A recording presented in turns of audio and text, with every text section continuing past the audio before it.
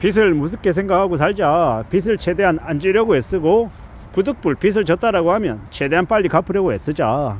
그리고 되도록이면 빚을 안 지려고 하는 게 제일 좋겠다. 부득불 어쩔 수 없이 빚이 생겼다. 빚을 최대한 서둘러서 갚아서 10년 걸려서 갚을 거면 9년이면 안 되겠냐. 9년 걸릴 거면 8년, 7년 이렇게 좀 더 당겨보자라는 겁니다. 그래서 빚을 줄이고 완전히 여유롭게 자유롭게 사는 걸 좀 추구해보자라고 말하고 싶습니다. 물론 예를 들어서 이제 어느 이제 부동산에 투자를 했어요. 대출을 꼈어요. 근데 월세를 받아요. 대출 이자보다 월세가 훨씬 더 많이 나와요. 그래서 실제로 플러스 현금을 만들고 그 플러스 현금을 가지고 대출을 계속 갚아 나가서 5년 지나고 10년 지나면 부채가 다 없어지는, 그러니까 순수하게 월세 수익이 나오는 구조다. 이러면은 나쁘지 않다라고 생각합니다. 근데 무리하게 있잖아요. 10억짜리 집인데 전세 9억 주고 1억으로 갭했어요. 그런 식으로 안타치 해가지고 있어요. 이러는 건 되게 좀 위험하다라는 겁니다. 별로 추천하고 싶지 않다라는 겁니다. 이왕이면 최대한 실거주 목적으로 혹은 만 55세 이후로 주택연금을 받을 목적으로 부동산을 갖는다. 괜찮을 수 있다고 생각합니다. 근데 요즘은요, 사람들이 다주택을 너무 많이 하고 있는 것 같아요. 5채, 7채, 10채. 평가 금액으로 계산해서 100억대 자산가다, 150억 자산가다, 이런 얘기를 되게 해요. 근데 그게 무슨 의미가 있을까? 뭐 이런 생각들을 해봅니다. 물론 저는 잘 모르는 그들만의 계산법이 있을 것이고 그들만의 현명한 투자 노하우가 있겠죠. 저처럼 겁쟁이들은 그렇게 못하는 걸 말입니다. 저는 웬만하면 좀 부채가 없기를 바라고, 부득불 부채가 있으면 그걸 감당할 수 있는 그런 범위로만 하기를 희망합니다. 왜 그러겠습니까? 왜? 저도 부끄러운 얘기지만 과거에 2011년에서 한 15년 사이에 하우스포였죠. 하우스포. 지금은 영끌이라고 얘기하지만 그때는 하우스포라고 얘기했다. 그때 그 하우스포로 손해를 많이 봤죠. 저는 참 부동산으로는 별로 좀 인연이 잘 없더라고. 남들이 얘기하는 가장 비싼 가격에 사고 남들이 얘기하는 가장 쌀 때 팔았던 바보짓을 했죠. 그래서 이자로도 많이 은행에 갖다 바치고 매매 손실도 많이 보고 바보 같은 짓거리를 했었습니다. 한 번이면 족하는데 그걸 몇 번 했었습니다. 그러다 보니까 재산상의 피해를, 손해를 많이 봤죠. 이게 우리가 예를 들어서 강원도에 카지노에 가서 룰렛 해가지고 100원 넣었는데, 예를 들어 만원 넣었는데 1000만원 되면 1000만원을 번 얘기만 합니다. 근데 나중에 돌아서서 보면 만원을 1000만원어치가 아니라 5천만원 1억치 하는 사람들이 있다는 걸 우리는 기억하고 싶어 하지 않습니다. 돈을 번 얘기만 하고 이런 얘기를 잘 안 하죠. 근데 저는 이제 세상 살아가는 게 제로섬이라고 생각합니다. 누군가가 1억을 벌면 누군가가 그만큼 날려먹는다라고 생각합니다. 우리가 살아가면서 어른들이 그러죠. 예금이 최고다, 적금이 최고다라고 얘기합니다. 그러면 젊은 친구들은 또 그렇게 얘기하죠.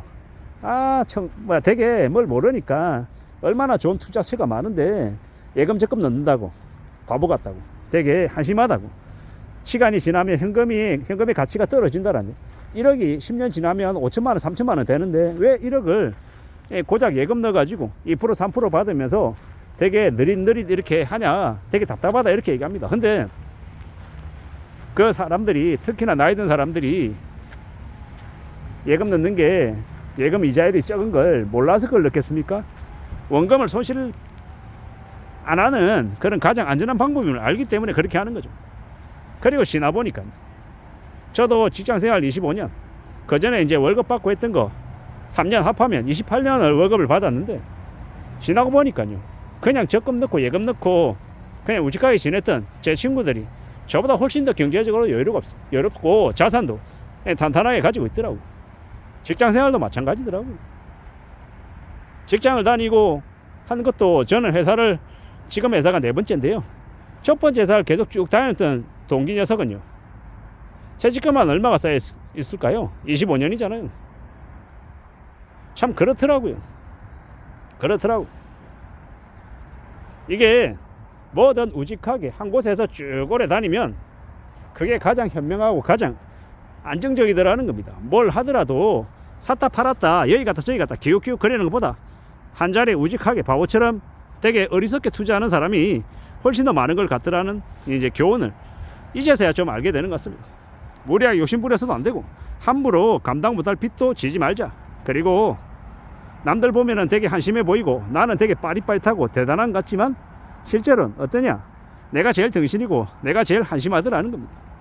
잘 궁리하고 잘 생각하면서 뭔가를 만들어가는 게 제일 좋겠습니다. 함부로 욕심 부리지도 말되 그렇다고 남들을 우습게 볼 필요도 없다.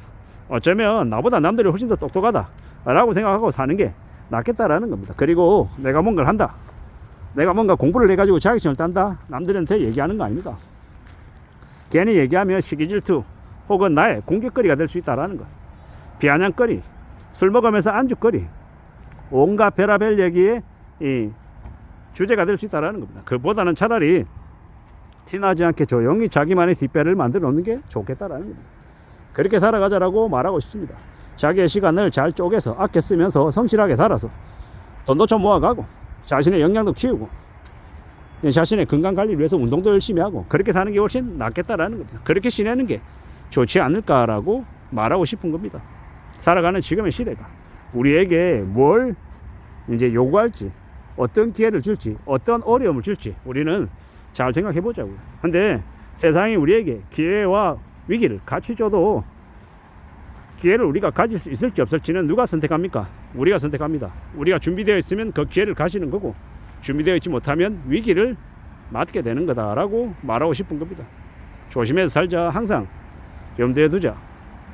나만 잘 먹고 잘 살고 남들은 나가 뒤져라 이런 마음으로 살면요, 나쁜 마음으로 먹으면 나에게 화가 미친다라고 생각합니다. 좋은 마음 먹고 남들에게 최대한 배려하고 양해하고 이해하고 내가 좀이라도 도와주려고 하면 그게 돌고 돌아서 나에게 좀 더 큰 도움으로 돌아올 거다라고 생각합니다. 그러니 그렇게 지내보자라고 말하고 싶은 거죠. 함부로 빚지지 말고 빚 우습게 생각하지 말고 너무 큰 욕심 부리지 말고 자기가 감당할 수 있을 만큼의 욕심만 가지자. 그래도 충분하다라는 거죠. 남들이 아파트, 좋은 아파트 다 채 가지고 있다고 나도 두 채, 세 채 갖고 싶다 이런 욕심 부리지 말자라는 겁니다. 그냥 한 채 가지고 주거로 하고 빚 없고 생활비 넉넉하게 쓸 수 있고 이러면 그러면 충분하다라는 겁니다. 큰 욕심이 큰 화를 부른다라고 말하고 싶습니다. 큰 욕심 부리지 말자. 큰 빚을 지고 안전하게 살아가는 거 없다.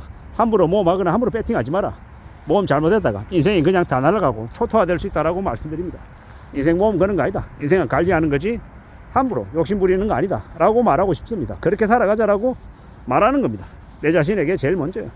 아무쪼록 조금이라도 여러분들의 삶에 도움이 되셨으면 좋겠습니다. 산다라는 걸 너무 만만하게 생각하지 말고 정신 바짝 차리고 살아가야 되겠습니다. 이상입니다.